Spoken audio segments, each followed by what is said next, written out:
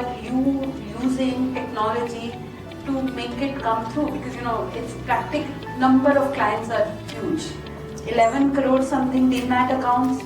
It's next to impossible to manually or even with technology to track them. So what is your risk-based supervision approach and how is technology involved in that?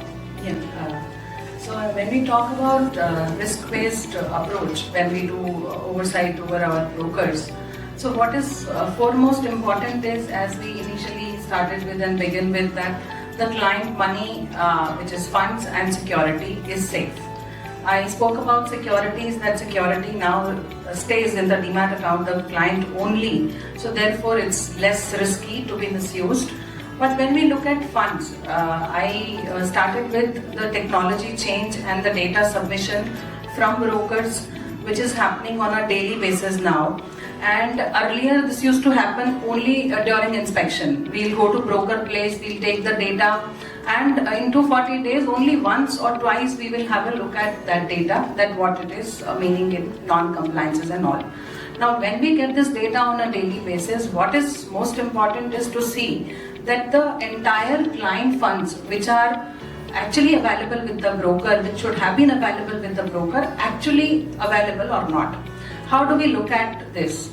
So we collaborated with all the clearing corporations, all 4 clearing corporations and exchanges, and thanks to the regulator, because a lot of meetings in the initial days happened in 2021 when the collaboration was happening, how the data travel will happen.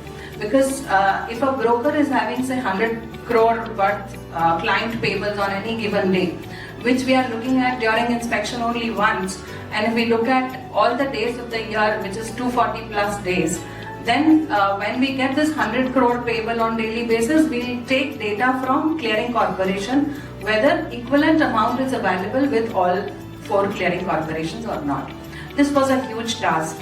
Looking at all 1100 brokers on a daily basis and see that the amount is available was a huge challenge and a task, which we implemented, and on a daily basis we started generating the alerts and started sharing with brokers. Now brokers also know that daily we will be firing them with the number of alerts if the reporting is not right. And I would compliment brokers also because there was huge actually errors in the data reporting, which has actually been corrected over the time while we have done a lot of training programs, webinars, education to the brokers staff, which has led to really reduction in false positive alerts. So one area where we look at the client payables are intact on a daily basis instead of looking at on a yearly basis once, you can imagine the drastic change which has happened in this space. And second is, when client has given money, as MD also said, BSc, that the money has to be with the broker, plus client should know what's happening in his account. So therefore, the quarterly settlement provision was always there.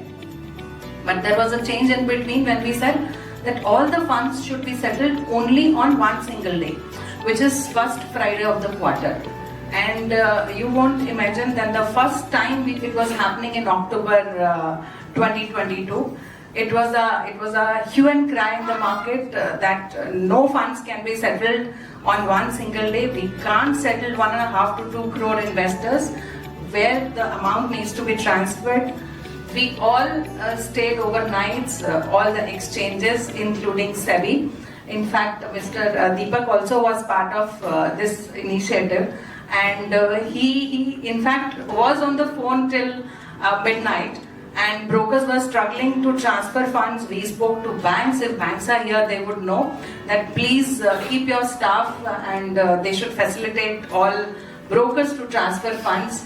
And it was a great success with the help of brokers, banks, regulators, that almost 30,000 plus crore amount got transferred to almost 1.5 crore clients. So you can imagine the kind of data exchanges are handling, and of course brokers are helping us managing it well, which is globally never happening, because it is only our market which is ID market, and we are closely monitoring this way. Otherwise, globally there are so many places which is omnibus, and it's not this kind of monitoring which we are doing. So these are the two things which we feel that we have been doing on an ongoing basis and not on sample basis. It is kind of a concurrent working for all the data of the brokers when it comes to the client security. And what is the beauty of the system is that this data is also visible to client. So we have enabled even the clearing corporations where the payables are being reported by brokers. This data is accessible to the client, and we are making a lot of awareness towards this, that client should go and check what is reported for him. Because we are monitoring this, we are looking at that this amount should get settled, we are looking at that this amount should be available. So the beauty is that client also should look at this data, and client should know that he has to look at this. A lot of awareness is happening. And the second part I would briefly touch upon, looking at paucity of time, that brokers are behaving, I said, within the regulatory framework. We also ensure during this process that their risk management is at not risk. So why and how their risk management will not be at risk when they collect the margins from the clients. Again, when it comes to collection of margins so that markets are safe, we will look at all the clients and all the brokers on a daily basis. So this exercise also, earlier if exchanges are here, we used to go to broker's place, we will look at 500, 400, 200 samples, and in a year. And when we are looking at frequency of once in 3 years inspection, you can imagine what kind of supervision was there and now what is happening. Today again 1100 plus brokers, and again these many clients which we talk about, unique investor 8.5 crore, and when I look at margins on a daily basis, which is end of the day and peak margin, it comes to around 60 lakhs average clients on a daily basis. The system not only looks at one clearing corporation margin requirement, it looks at all the clearing corporations margin requirement, it pulls the data, clubs it, and then one PAN and one broker, how much margin is required with the broker, whether broker has it or not. And if broker has not reported it right, because they are also reporting this data on a daily basis to clearing corporations.